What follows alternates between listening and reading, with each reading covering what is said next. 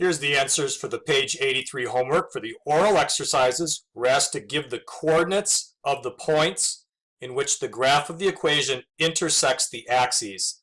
Those points where a graph intersects the x and y axes have names. One of them is called the x-intercept point, and the other one is called the y-intercept point. So this question is asking us to find the x-intercept and y-intercept. The x-intercept is an ordered pair, and because it is someplace on the x-axis, its y-coordinate is 0, and its x-coordinate is whatever the value is on the x-axis where the graph is touching. A y-intercept is an ordered pair, and because it's on the y-axis, its x-coordinate is 0, and then its y-coordinate is whatever the value is where the line is touching the y-axis. Realizing this gives us a technique to find the x-intercept and y-intercept from an equation. To figure out the x-intercept, we want to know the value of x when y is 0. To figure out the y-intercept, we want to know the value of y when x is 0. We can use our two-column table to help us organize our work. That worked well for us in a previous lesson. Let's substitute 0 for x and figure out what the value of y is. Putting 0 where the letter x is, we have 0 plus y is equal to 5. We can see that this means y equals 5. We have figured out the y-intercept. It is 0, 5. Filling in 0 for y into the two-column table will allow us to figure out x. X plus 0 is equal to 5. From this we can see that x equals 5. So we know our x-intercept is 5, 0. Here are the two intercepts that we were asked for. Problem 3. Before we make the two-column table, let's add 5 to both sides to get x minus y is equal to 5. Now let's make our x and y table. Substitute 0 where the x is. Following this pattern, we have 0 take away y is equal to 5. Let's figure out what y is equal to. 0 take away y is really just negative y, and that's equal to 5. If negative y is equal to 5, then y is equal to negative 5. We have figured out the value of y. That's called the y-intercept. When x is 0, y is negative 5. Now let's put a 0 for the letter y in our table and figure out what x is. X minus 0 equals 5. I'm following this pattern and putting a 0 where the letter y is. From this we can see that x equals 5. So from the second row of the table, we have figured out the x-intercept. X is 5 when we use 0 for y. If we were to draw a graph of this equation, the line would touch the y-axis at 0, negative 5, and it would touch the x-axis at 5, 0. Next, number 5. This already has the x and y terms on the left side and a number on the right, so let's make our xy table. Substitute 0 for x in order to figure out what y is. 0 minus y equals 0. 0 subtract 0 is equal to 0. So from this we can see that y equals 0. We have figured out that it crosses the y-axis at 0, 0. Now let's figure out where it touches the x-axis by substituting a 0 for the letter y. X minus 0 equals 0. Subtracting 0 doesn't do anything, So this is equivalent to x equals 0. From the second row of the table, we know the x-intercept is 0, 0. If we were to graph this, the line would touch the origin, the point 0, 0.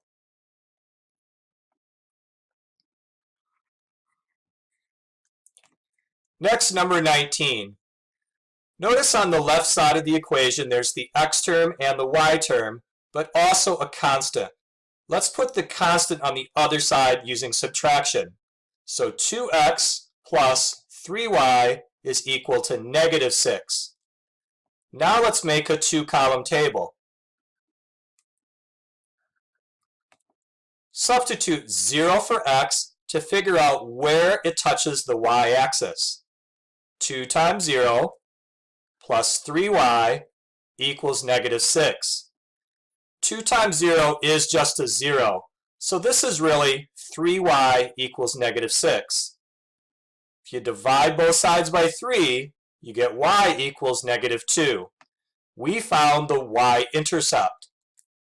It is the point 0, negative 2. Now let's fill a 0 in the column for y and figure out what is the answer for x. So 2x plus 3 times 0 is equal to negative 6. 3 times 0 is just 0, so this is the same as 2x equals negative 6. And then you can divide both sides by 2 to get the x alone. X equals negative 3.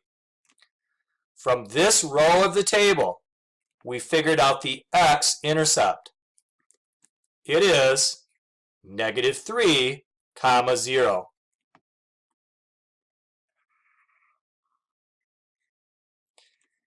If you were to graph a picture of this equation on a coordinate grid, it would make a straight line, and that line would touch the y-axis at this point, and it would touch the x-axis at this point. The written exercises ask us to do those exact problems again, but show the graph. So question 1 in the written is the same number 1 as in the oral. What we had already figured out was the y-intercept and the x-intercept for our graph.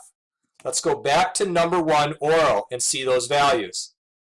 The y-intercept was 0, 5. The x-intercept is 5, 0.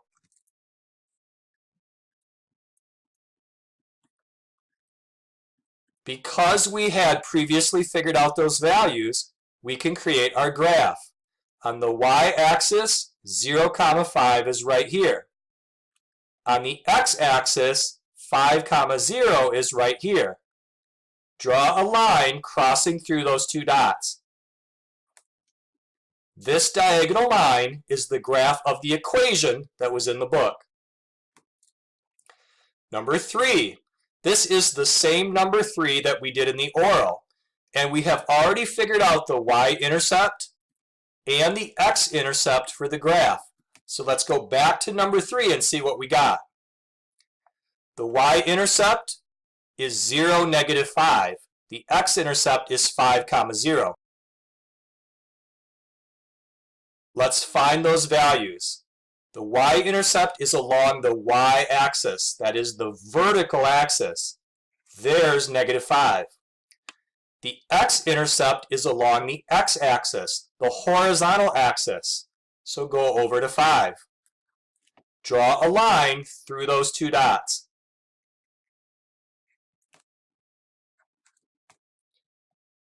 To do number 5, we're going to use our intercepts. We already figured out the y-intercept and the x-intercept. Let's go back to the oral and find those values. For number 5, it went through 0, 0 for both intercepts. 0, 0 is right here in the middle called the origin. That is not enough information to know where the line goes. So we're going to have to use another technique to graph the line. The equation in number 5 was x minus y is equal to 0. Let's figure out another solution to get another dot on the grid. What if we used a 1 for x? What would be the value for y? 1 subtract 1 makes 0. 1 comma 1 is a dot on our graph. Here's 1 comma 1. Now we can draw a line through the dots.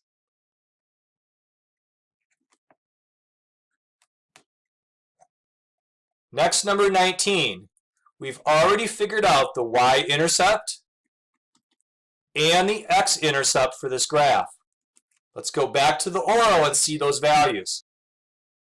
The y-intercept was 0, negative 2, and the x-intercept was negative 3, 0. Let's graph dots at these values. On the y-axis, there's a dot at the negative 2. On the x-axis, there's a dot at the negative 3. And draw a line through the dots.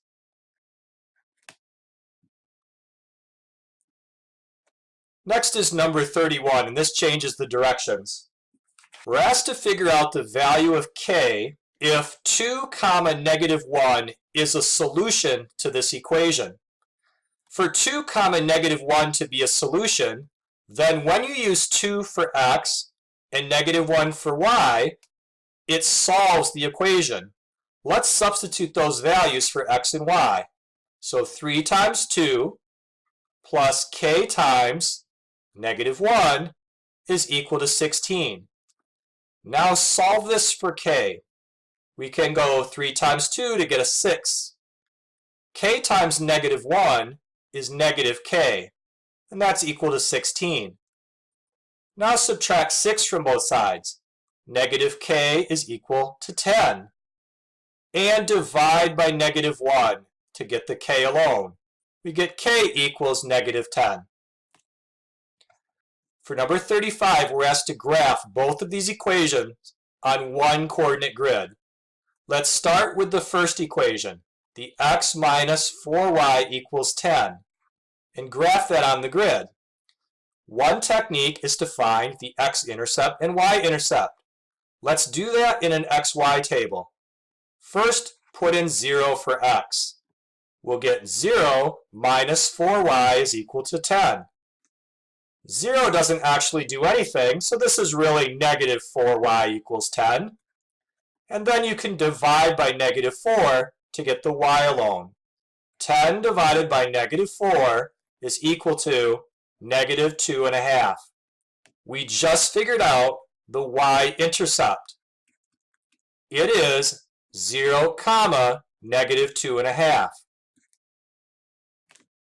In our xy table, let's try a 0 for y and figure out the x value. X minus 4 times 0 is equal to 10. Therefore, x equals 10. We just found the x-intercept. It is 10, 0.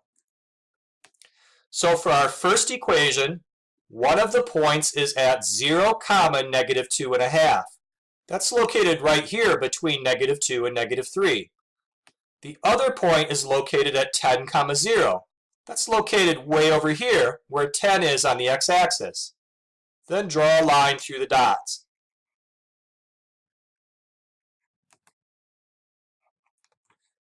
That was this first equation. Now let's graph the other equation. The x plus y is equal to 5. We can make an xy table to do that one. Let's use 0 for x. We'll get 0 plus y equals 5. Or just y equals 5.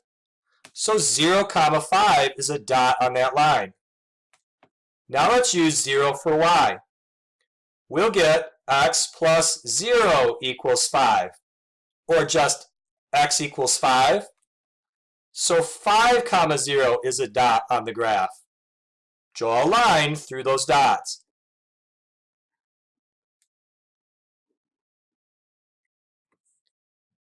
For number 35, we are asked, where do those lines intersect? I made the green line a little bit sloppy. If we clean it up a little bit, it's not going to dip down right in that spot, right? It's going to actually kind of go nice, perfectly straight. So we can see that they cross each other right at that dot. That is the point 6, comma, -1. Now number 39. Let's make the graph of the absolute value of y is equal to 3. First of all, notice that there is no variable x. So regardless of what x is equal to, the absolute value of y has to be a 3. So what are the possible results for y? Y could be -3 because the absolute value of -3 is 3, or y could be +3 because the absolute value of 3 is 3. Y can be these numbers regardless of what x is. So let's think about what some of the ordered pairs are that solve the equation. If x was 0, y could be 3, or y could be -3. If x was 1, y could be 3, or -3. If x was 1.5, y could be 3, or -3. If x was -6, y could be 3, or -3.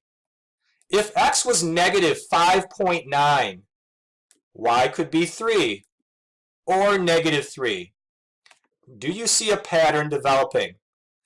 The fast way to graph this is to draw a horizontal line that crosses the y-axis at +3, and to draw a horizontal line that crosses the y-axis at -3. For the review assignment, we're going back to page 79. We're given an equation with the letters a and b and asked to find 3 roots. Let's solve this equation for one of the letters in terms of the other. First, subtract a from both sides. We get 4b is equal to 10 minus 2a. Then divide by 4 on both sides. b is equal to 10 divided by 4 minus 2a divided by 4. This simplifies. 2.5 minus 1/2 a. Now let's make a table with columns A and B.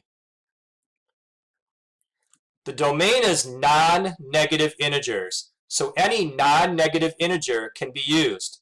For example, we could use 0. That's a non-negative integer. For letter B, we get 2.5 minus 1/2 times 0. That makes 2.5. So the ordered pair is 0, 2.5. Let's choose another non-negative integer, like 1, and figure out the value of b.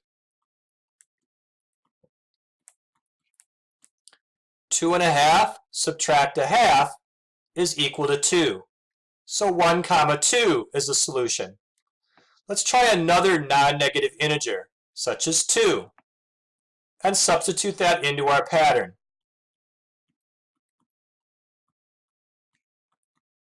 1/2 times 2 is 1, and 2.5 minus 1 is 1.5. So 2, 1.5 is a solution. Here are 3 roots to the equation. Number 11. Let's solve this for one of the variables. First, do the distributive property. 2m plus 2n equals 2n plus 4. Now we could subtract 2n from both sides. We get 2m equals 4, and divide by 2. So m is equal to 2. You'll notice that there is no letter n in our final result. What that means is no matter what n is, m will always be 2. We can come up with all kinds of ordered pairs that work. 2, 0 has an m of 2, no matter what the n is. 2, 1 has an m of 2, no matter what the n is. 2, 17 has an m equal to 2, no matter what the n is. Here are 3 roots. Next, page 80, number 7. We're given a little paragraph problem. The sum of the digits of a positive integer that has 2 digits is 13. Find all possible integers. So we're looking for 2-digit numbers where the sum of the digits is 13. Let's consider different possibilities. The first one that occurs to me is the number 49. That is a 2-digit positive integer, and the sum of the digits, 4 plus 9, is 13. Likewise, 94 is a 2-digit number where the digits sum to 13. What about 58? 5 and 8 add to 13. And its corresponding number, 85. How about 67? And its corresponding number, 76.